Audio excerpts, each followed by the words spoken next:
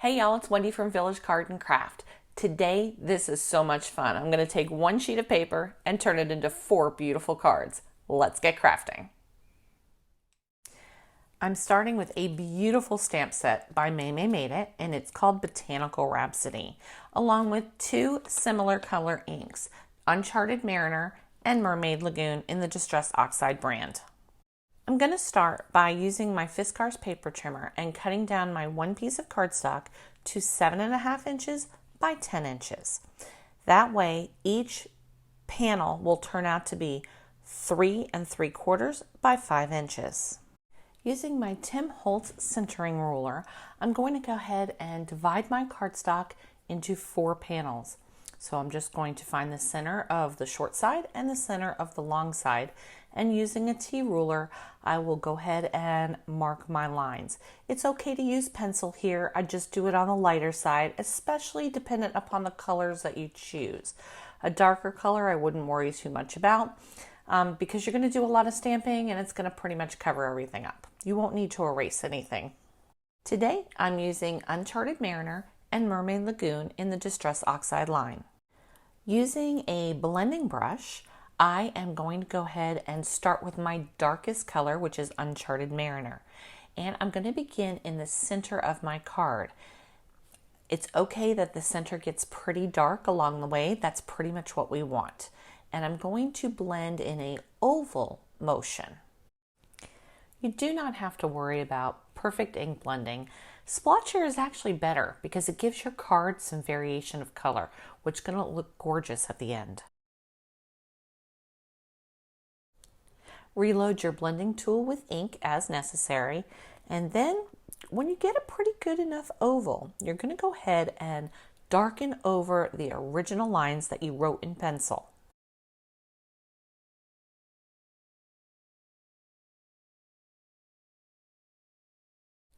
Once your lines have a good foundation of ink, go ahead and start broadening out those lines in a V format so that your edges now become a little softer.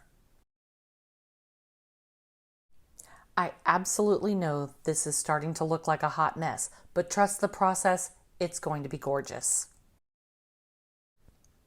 Today I've selected this stamp set called Botanical Rhapsody, and it's by May Made It.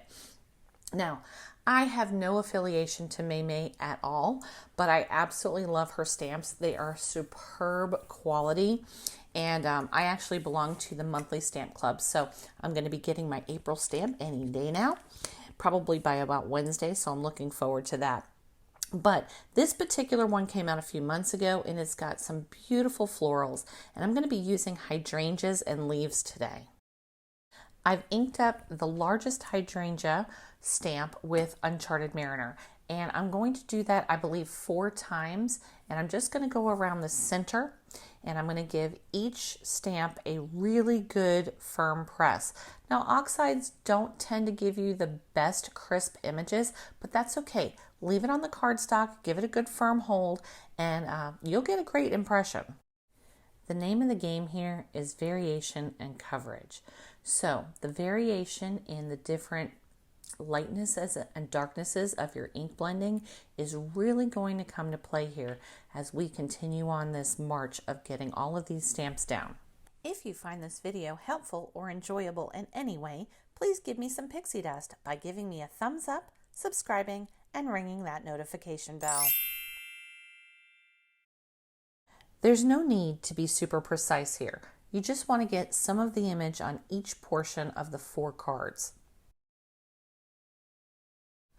I've now switched over to the second largest stamp, still using Uncharted Mariner, and I'm going to go ahead and use that stamp in its full strength of ink on each of the 4 lines. Be sure from time to time you go ahead and stamp off the side of the paper as well. That way it has a more natural flow.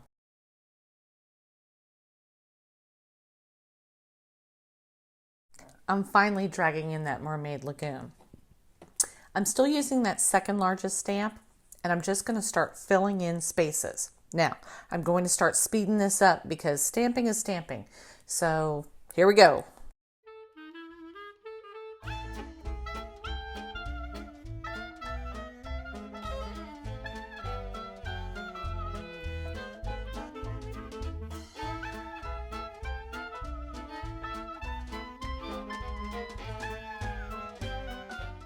So I've brought in a piece of scrap paper, and my last image of Mermaid Lagoon at full strength goes in the dead center.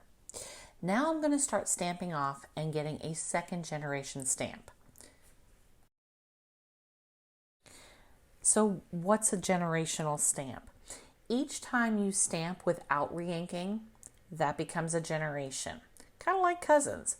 So first full strength goes on the scrap paper, and then I'm going to go ahead and place my second stamping of that image onto my cardstock.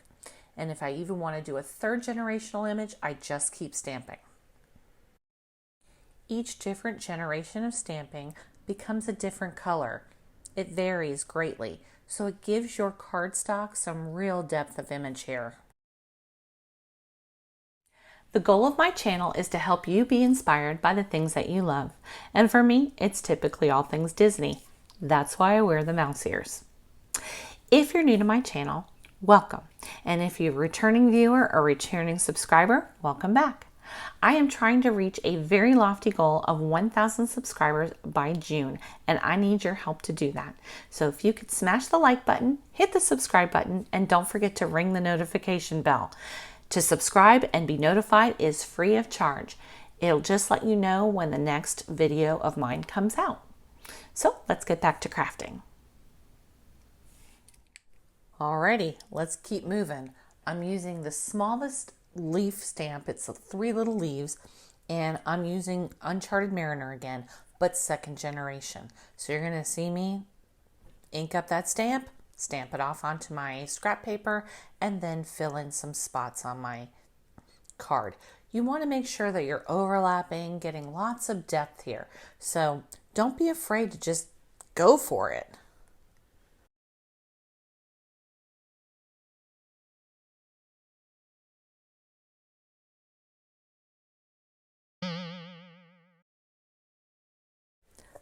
Once you're happy with all of your stamping, you're going to go ahead and pull out your trimmer and go ahead and cut apart. Remember, you're cutting apart at the 5-inch line, which is your center line, and 3 3/4 inches, which is your other center line. And this is where it really starts to take shape. So don't think I've lost my marbles. Hang with me. As I start to cut apart the pieces of the cardstock, you really start to see the card front take shape. And I want to leave the white cardstock white because that's where my sentiment's going to go. But we still have one more step.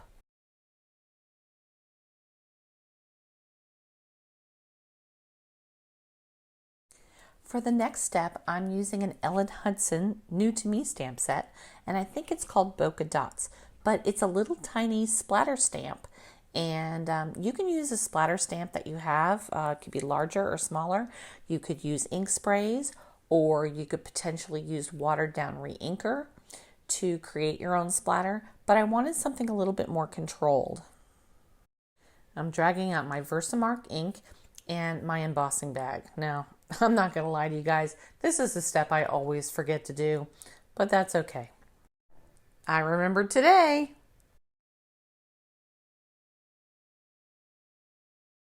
I am putting a little piece of scrap paper under my cardstock, and I'm going to go ahead and Versamark ink up my stamp and go ahead and just stamp splatters throughout my card randomly.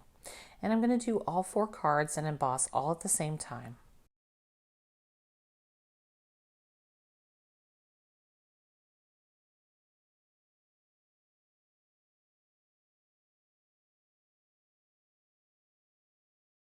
I'm using Ranger embossing powder in white superfine detail, and I'm going to go ahead and cover all 4 panels with my embossing powder and then heat set all of them at the same time. We're nearing the end, I promise. And although I'm finishing this particular set of panels with white embossing powder, I have examples at the end with multiple color embossing powder. And wow, wait till you see. The sky is the absolute limit when it comes to a card like this. You can finish this in a myriad of ways, and I'm going to give you at least 4 different examples. I've heated up my Wow embossing gun on setting 2, which is the melt setting, and I'm going to go ahead and hold my cardstock off of my work surface. That way the heat passes right through the card and melts that embossing powder faster for less warpage. You can really start to see that white get really shiny. It's spectacular.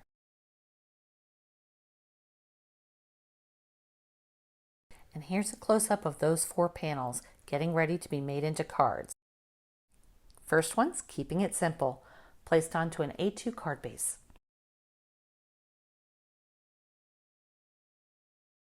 This next one is matted with Uncharted Mariner on the edges. This next one, I simply used Slippery When Wet Lunar Paste along the edges. This was fun. I stenciled the back in Mermaid Lagoon. This one has a mat of Uncharted Mariner and of course accented with pearls. This one I did with gold embossing powder, a gold sentiment, and a gold mat. This one was copper embossing powder, and I embossed the thank you with copper embossing powder as well. And this one has a holographic silver mat and a holographic silver thank you with some gemstones. Thanks for watching. I'll see you real soon.